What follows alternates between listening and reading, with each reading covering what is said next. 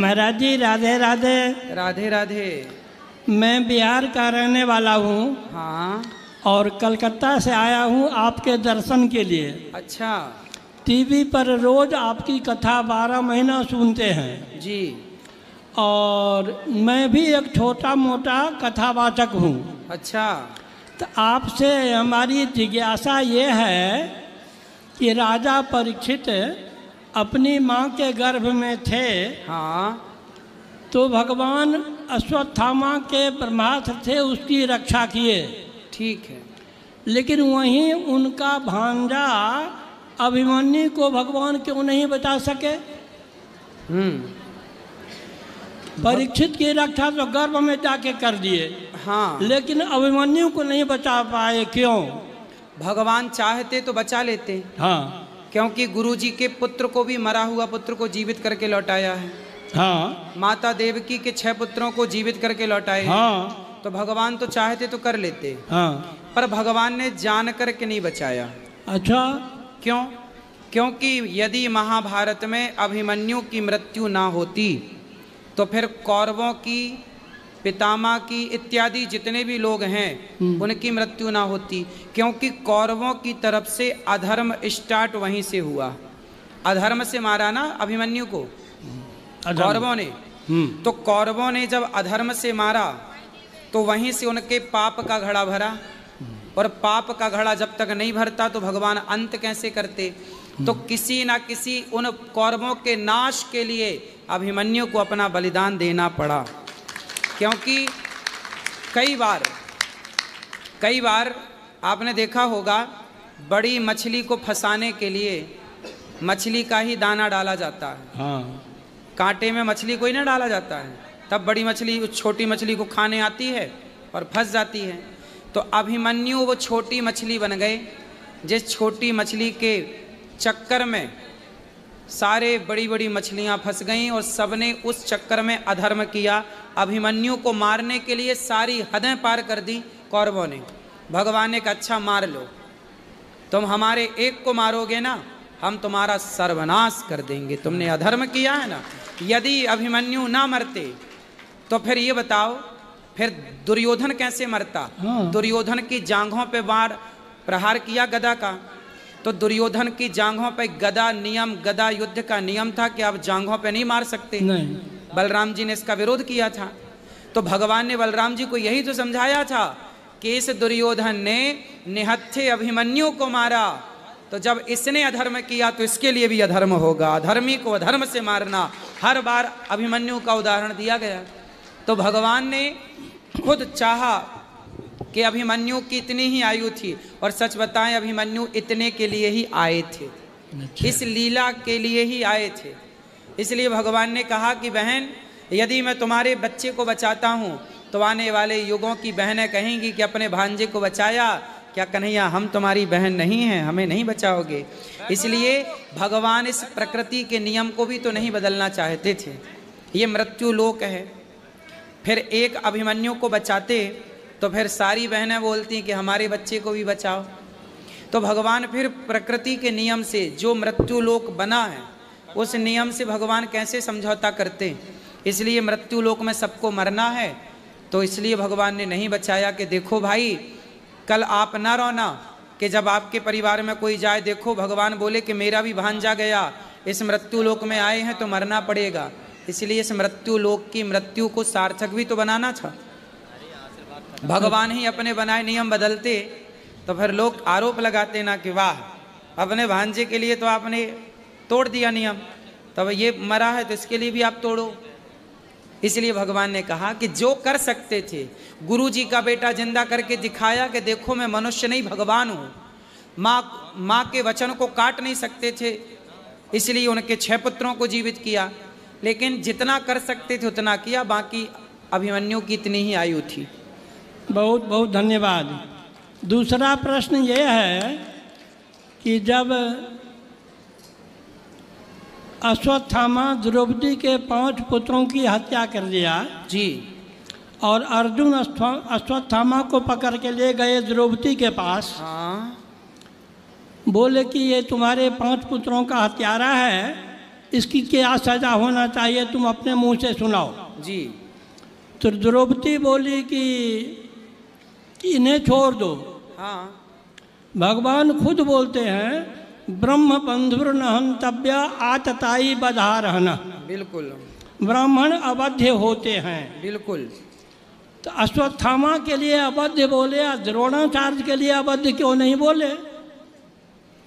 द्रोणाचार्य जी, देखिए ऐसा है, द्रोणाचार्य जी ने गलतियां की। ब्रह्म बंधुर्न हंतव्य तताई बधारणा मयैवो भयमामनातम परिपाहि अनुशासनम। हाँ। भगवान कृष्ण कहते हैं कि ब्राह्मण को कभी मारना नहीं चाहिए और आताताई को कभी छोड़ना नहीं चाहिए। हाँ। तो ये जाति से तो ब्राह्मण है अश्वत्थामा, पर कर्मों से आताताई है। अब सवाल आप कर रहे हैं कि जब ब्राह्मणों को मारना नहीं चाहिए तो फिर गुरु द्रोणाचार्य को क्यों मरवाया गया? हाँ। क्योंकि गुरु द्रोणाचार्य जी ने गलतियां की। गलती क्या की कि अपने शिष्य से अंगूठा मांग लिया, एकलव्य से। अच्छा। अब आप हमें पढ़ाओ, आप हमें शिक्षा दो और पढ़ा करके आप हमसे अंगूठा मांग लो कि तुम अपनी विद्या का कहीं प्रयोग ना कर सको, तो क्या ये गुरु का धर्म था? बताइए। धर्म तो नहीं था, लेकिन छल से सीख लिया था ना। कोई बात नहीं, भले छल से सीखा तो विद्या ही तो सीखा था। अपराध क्या किया था उसने?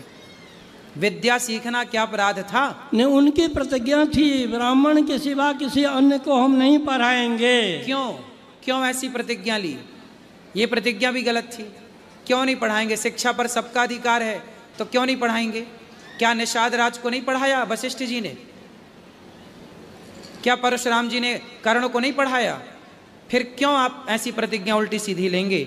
और जब आप पितामह, जब गुरु द्रोणाचार्य गुरु होकर के आपने एक शिष्य का अंगूठा काटा, अंगूठा कटवाया, तो फिर आपका गला तो कटेगा, क्योंकि आपने जो किया है वो भरपाई तो को ना काहू को सुख दुख कर दाता, निज कृत कर्म भोग सब भ्राता। ये सब कर्मों का दंड है।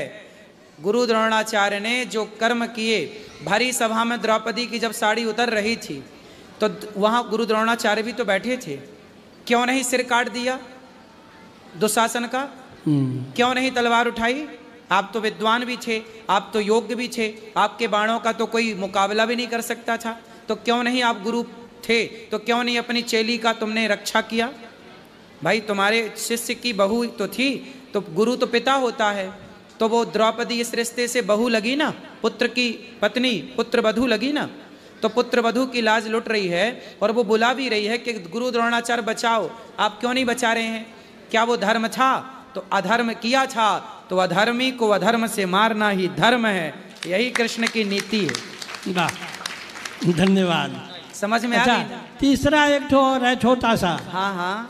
अभी अभी आपने कहा हाँ कि गुरु कोई भगवान नहीं होते हैं, हाँ, मार्गदर्शक हैं। ठीक है।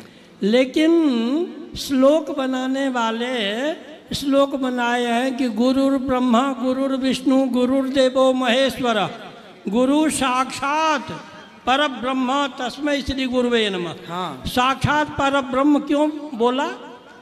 इस श्लोक का अर्थ आप क्या करते हैं बताइए? हाँ?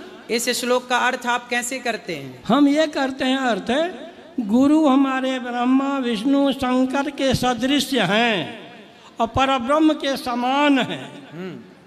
अब हम क्या अर्थ करते हैं सुनो। हाँ। गुरु कौन है? गुरुर ब्रह्मा, ब्रह्मा ही गुरु हैं। अच्छा। गुरुर विष्णु, हाँ। भगवान विष्णु ही गुरु हैं। गुरुर्देवो महेश्वरा, हाँ। साक्षात शिव ही गुरु हैं। गुरु साक्षात परब्रह्म, पारब्रह्म परमात्मा श्रीमन नारायण ही हम सबके गुरु हैं। कृष्णम वंदे जगत गुरुम।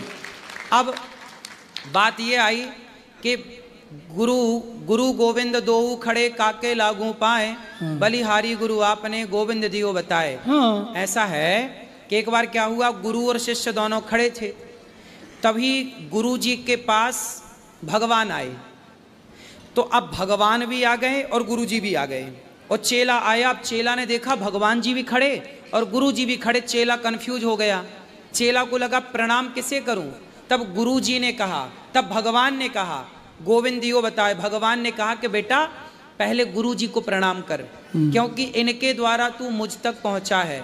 अब ये बताओ भगवान ने कहा कि पहला प्रणाम गुरु को करो, तो पहला प्रणाम तो गुरु को ही करना चाहिए। हमारी श्री संप्रदाय में पहला प्रणाम गुरु को ही होता है, दूसरा प्रणाम भगवान को होता है। हाँ। लेकिन गुरु भगवान से कम नहीं है, पर आप गुरु को भगवान भी तो नहीं कह सकते। हमारी संप्रदाय में ये भी तो कह सकते, ये भी है ना कि जैसे स्त्री सबको तो अपना पति नहीं कह सकती ना, तुम भी मेरे पति, तुम भी मेरे पति, ना, पति तो एक होगा ना। जब पति एक है, दो नहीं हो सकते, तो भगवान एको ब्रह्म द्वितीयो नास्ति, जब ईश्वर एक है तो फिर दूसरा कोई भगवान कैसे हो सकता है। भगवान तक पहुंचाने का एक रास्ता देते हैं गुरु। भगवान से कम, मैं भी अपने गुरु को भगवान से कम नहीं मानता, लेकिन भगवान तक पहुंचाने वाले गुरु जो हैं, भगवान अलग हैं, गुरु अलग हैं। लेकिन जब आप उस तत्व की दृष्टि से देखेंगे तो आप ठीक है कि वहाँ पहुँच गए, उस दृष्टि से देखा तो गुरु और ईश्वर को एक मान लिया। इसी चक्कर में फ्रॉड तो हो गए, बहुत सारे गुरु घंटाल अपने को ही भगवान कहने लग गए, अपनी पूजा करा रहे हैं। अब भगवान की पूजा कोई नहीं कर रहा, गुरु की पूजा कर रहे हैं। तो अब बताइए इनका उद्धार होगा? आजकल लोग गुरु के चक्कर में भगवान की पूजा नहीं कर रहे हैं। अब बताइए, नारद जी गुरु हैं, नारद जी ने मंत्र किसे दिया? ध्रुव जी के गुरु कौन है? नारद जी हैं। तो नारद जी जैसे गुरु मिले तो ध्रुव जी ने नारद जी के पांव तो पकड़े, मंत्र तो लिया, पर ध्यान भगवान का करके भगवान को पाए ना। क्या ध्रुव जी ने नारद जी को ही भगवान मान लिया कि आप ही भगवान हैं? जब ध्रुव जी नारद जैसे गुरु को पा करके जब उन्होंने भगवान में मन लगाया, तो हम भी गुरु को पा करके भगवान में ही मन लगाएं। सही है? सही, हाँ। सही है? हाँ हाँ सही है। आप संतुष्ट हुए? हाँ ठीक है। पूरे संतुष्ट हुए कि थोड़े? पूरा नहीं, पूरा संतुष्ट नहीं हुए। तो बताइए कैसे होंगे पूरे संतुष्ट? और हमारे जैसे बहुत जिज्ञासु लोग हैं ना आप बताइए। ये लोग भी प्रश्न करना चाहते हैं। नहीं, आप और कर लीजिए। आप संतुष्ट नहीं हुए तो कर लीजिए, हम और समझाएं और कह दें आपसे। आपको क्या समझाएं, आप तो हमारे पिता तुल्य हाँ है। बताइए क्या पूछना है? अच्छा, तब तक में याद कर लेते हैं। अच्छा, गुरुजी राधे राधे। राधे राधे। आपको चरणों में कोटि कोटि प्रणाम जी। मेरा एक प्रश्न है हाँ, कि सनातन धर्म में मुक्ति क्यों चाहते हैं? हाँ, और मुक्ति अगर हम चाहें या मिल जाए तो फिर सनातन धर्म को रक्षा कौन करेगा?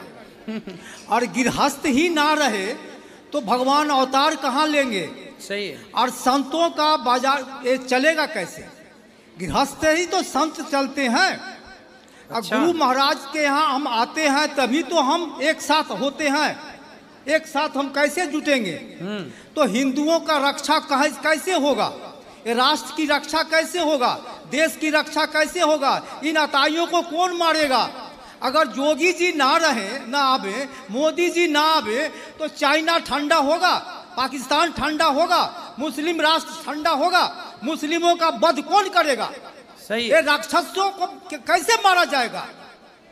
ये जितने इस्लाम धर्म के राक्षस हैं, आज बताइए जो हिंदू सनातन धर्म कितनी आदि धर्मों है और उस पर दबदबा बना रहा है। सही है। तो हम अगर मुक्ति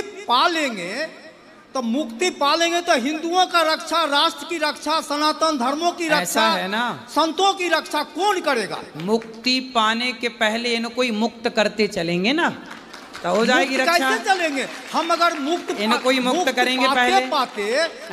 मुक्ति पाते पाते जनसंख्या में कम हो गए। हमारा जनसंख्या तो सबसे अधिक होना चाहिए। 2 करोड़ का आयु है मेरा सनातन धर्म, और 350 बरस 250 बरस वाले कितने हो गए? 57 को देश है। सही है। तो और हमरा कैठो है?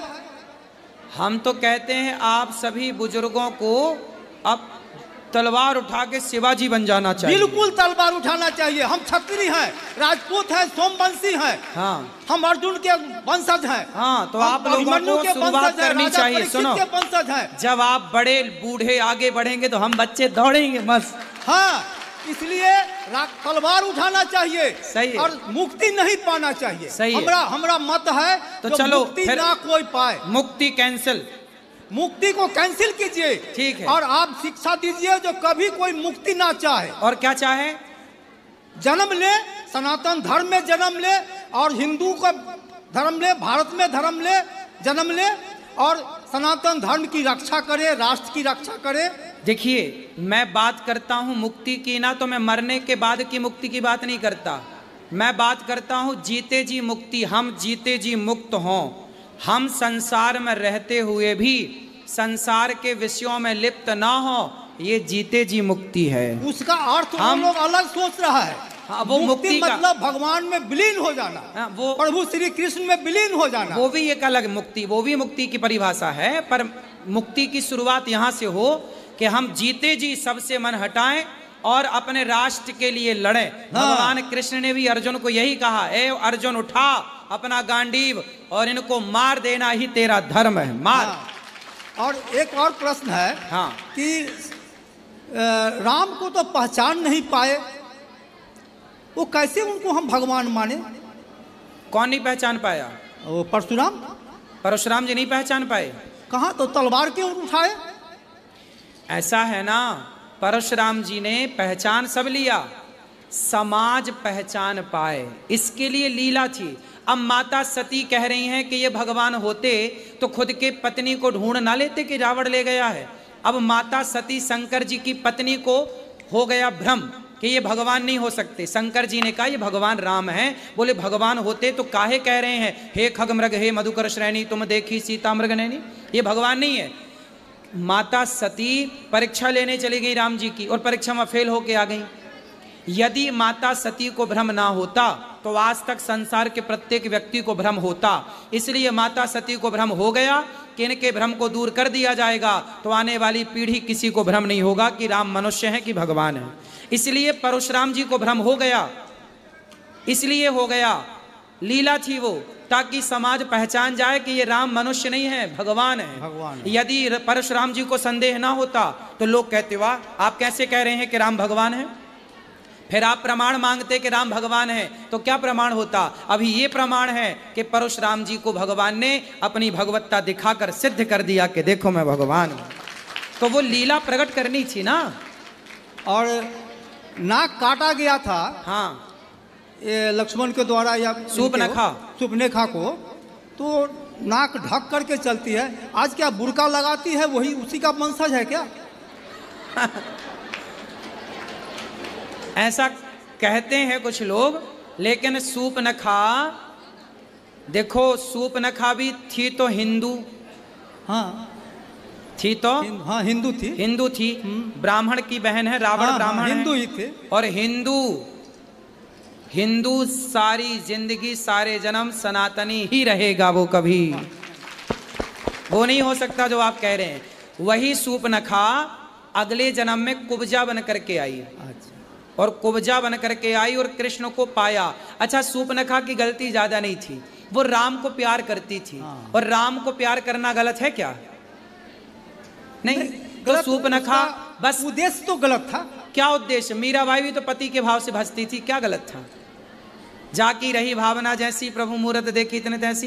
भगवान को तो आप किसी भी भाव से देखिए। राम तो पुरुषोत्तम राम थे, एक पत्नी थी। हाँ। दूसरी पत्नी को कैसे स्वीकार कर? नहीं, वो स्वीकार नहीं करते, लेकिन उस शूर्पणखा का भी तो भाव गलत नहीं था। राम ने नहीं स्वीकार किया, लेकिन शूर्पणखा जैसी अन्य स्त्रियां राम को पति भाव से देखें, इसमें बुराई क्या है? अच्छा।